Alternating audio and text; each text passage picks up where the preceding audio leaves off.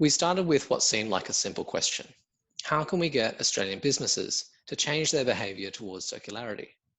Now, circularity is about moving from a linear take, make, waste system and towards a regenerative system where waste and pollution are minimised and products and materials are kept in use for as long as possible. When we reviewed the evidence, we found that the biggest behavioural barriers for Australian businesses to get started with circularity were not a lack of technology or restrictive regulation, but instead about organisational culture, knowledge, and organisational willingness to collaborate. So what we did was test an evidence-informed workshop process that helps organisations learn about the circular economy, identify opportunities to collaborate with each other, and make a concrete plan for experimenting with a circular innovation together.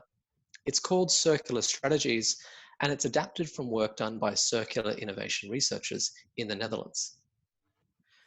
Our project was focused on the Australian textile, clothing, and footwear sector.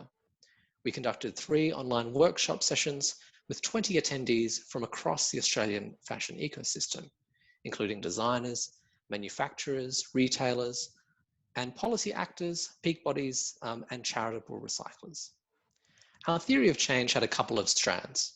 First, we planned that recruiting attendees across a sector ecosystem to experiment with circular innovation together would be a model that other members of the ecosystem could learn from and adapt.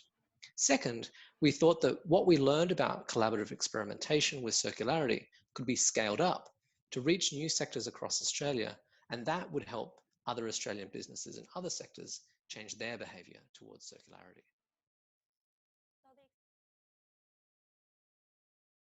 I found that attendees enjoyed using the tools, especially the circularity deck, which is designed to help people generate product and business model ideas together, and that their circular innovation knowledge and skills increased following the workshops, which is what we hoped.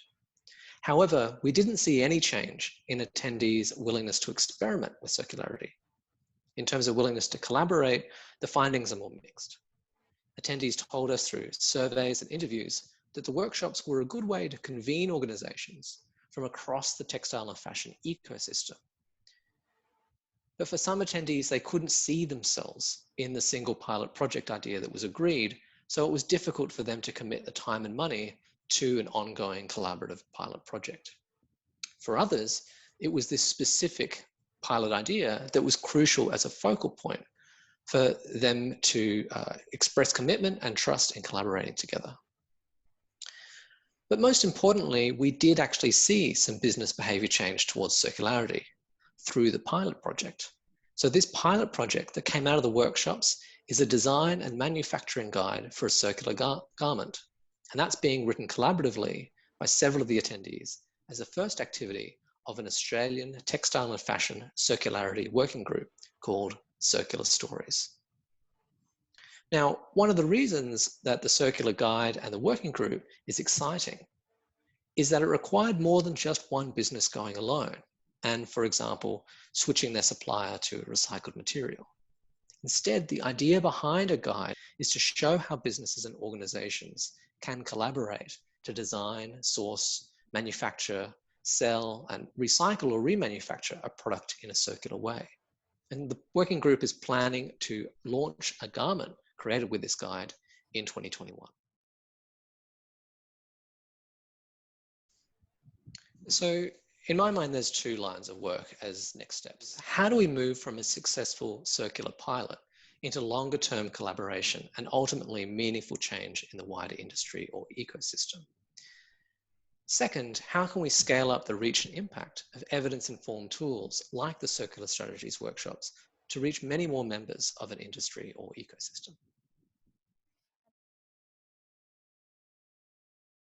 For businesses, I think that our project shows that small pilot circular projects can be a great way or a great first step towards circularity. If you're able to join a network that's discussing circularity in your sector, then you could find other businesses to come up with a shared idea and, importantly, a pilot project you can work on together. If you can agree to experiment together in a really concrete and time-limited way, then this can create momentum for more significant and radical changes in your products and your business models towards circularity. Now, for people working in policy or in peak bodies, I'd repeat this advice, but I'd emphasize the opportunity that you have to act as conveners or connectors for businesses and organizations in your wider ecosystem who are interested in circularity. Importantly, these interested organizations can be participants in pilot projects along with you as a policy actor, as a form of policy experimentation.